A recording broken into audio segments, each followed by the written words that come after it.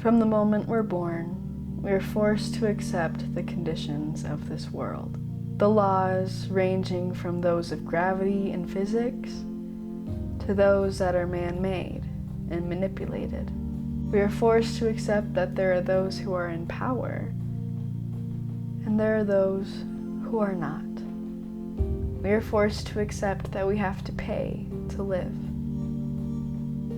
We are forced to accept that happiness is more often longed for than genuinely retained. We are forced to accept that we are just physical. All there is this reality, this physical world. But what if I told you there was more? Hi, my name is Ella, and this is my story. I grew up learning about energy and that the power was inside of me. My mom raised me to be confident in who I was, to love myself, to have strong self-esteem. And around the time I was coming out of being introduced to the world, I'd say I was about 13 or so. So you're not a little kid anymore, you're kind of getting your footing, but you still have no idea truly who you are or what you're doing, what even life is about. And around this time, my mom started kind of dripping information that the world wasn't all that meets the eye.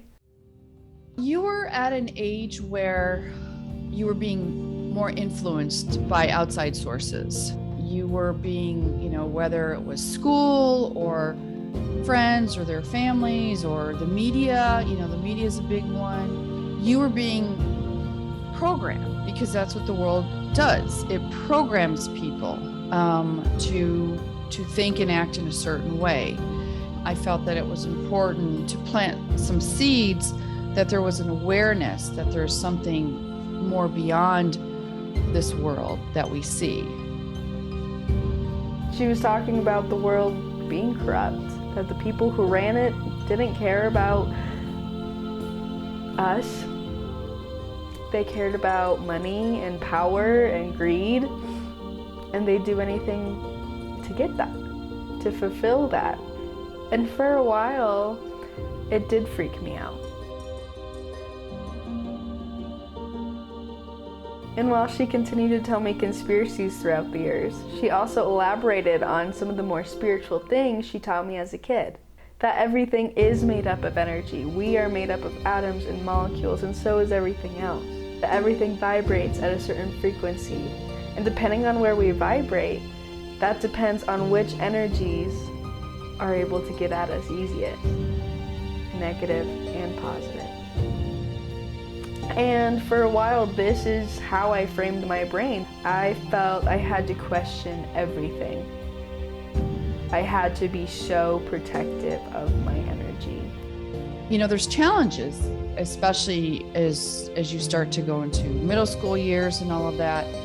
And having some of this knowledge, including the spiritual side of things, really gave you kind of a benchmark to evaluate. Okay, is this true? Is this not true? Is this good? Is this bad? Does this work for me? Does this not work for me?